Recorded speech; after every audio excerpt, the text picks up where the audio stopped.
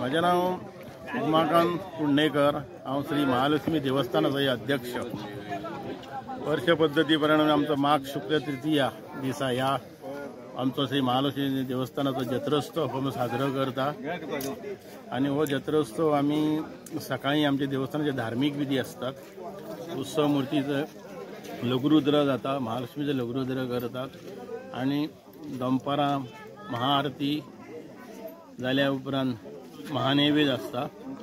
महानैवेद्य जाल्या उपरांत बरोबर 3 आमी देवस्थानांसून पालखी मिरवणूक चालू करता। देवस्थानाची पालखी मिरवणूक भायर सरता। ही मिरवणूक आमची संबंध शिरसयच्या गांवांसून भोंवन पुन्हा रातचे 1 आमी देवस्थानांत परत पावयता। लोकांचे ओटयो, काही लोकांचे घरांनी आयकून देवीचे नतमस्तक जावन पालखीक बहुसंख्येने लोक रस्त्यार उपस्थित जातले। आमचे हे बाल गोपाळ भुरगे एका उमेदीन सारखे हे पालखे बरोबर असतात।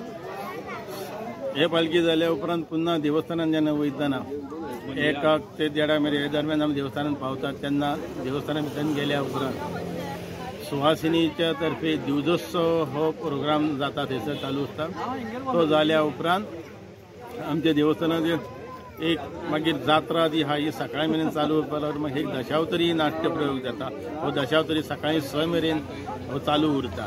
तशेंच हो दशावतरी प्रोग्राम जाल्या उपरांत ही जात्रा ती समाप्ती जाल्ली आसता। पूण दुसरे दिसा जात्रेचो दुसरे दिसता परत देवीचो अभिषेक आसता, महाअभिषेक जाता।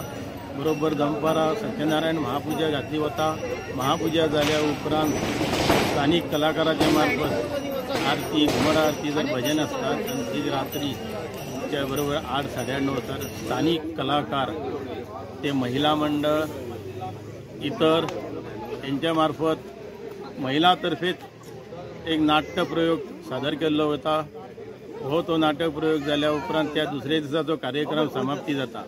तसोच तो कार्यक्रम दुसऱ्या तिसरे दीस एक महानवचंडी म्हणून घातली होता आमच्या देवस्थानात। आणि ही महानवचंडीक संबंध जे देवस्थानाचे जे पदाधिकारी जे सभासद हे ते सकाळी संवर्धनाक बसतात, गणेश पूजा जाता, हवन जाता, धार्मिक जे विधी असतात आणि नवचंडीक प्रारंभ जाता। नवचंडी जाल्या उपरांत जे बहुसंख्येन 20-25 ते आमचे ब्राह्मण असतात। हे ब्राह्मण आमकां तो वेद सांगून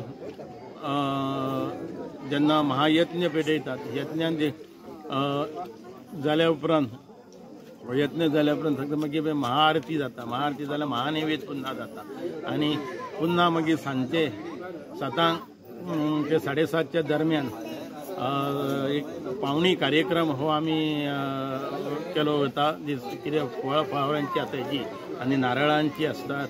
आणि ते जाल्या उपरांत स्थानीक बाल गोपाळ हेंच्या नृत्य संगीताचो एक जर कॅदरिंग म्हणटा हो कार्यक्रम दवरलो वता। आणि ताच्या उपरांत पालखी देवस्थाना भितर मिरवणूक जाता आणि ते दिसाच्या पासून हो जात्रोत्सवाचो प्रोग्राम तिथे समाप्ती जाता। आणि हे आमच्या देवस्थानाचे वैशिष्ट्य। धन्यवाद।